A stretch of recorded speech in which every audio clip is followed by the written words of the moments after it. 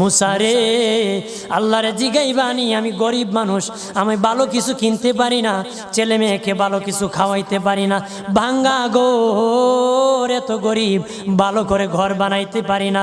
আল্লাহরে জিগাইবানি কি করলে আমার উন্নতি হবে, ধনী হব, টাকা পয়সা হবে। আল্লাহরে জিগাইবানি।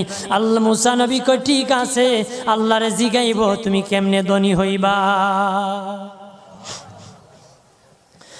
আল্লাহ নবী মুসা নবী তিন রাস্তার মোড়ে যা দেখে একটা লোক বসে আছে, তার দুই হাত নাই, দুই পা নাই, দুই হাত নাই, দুই পা নাই।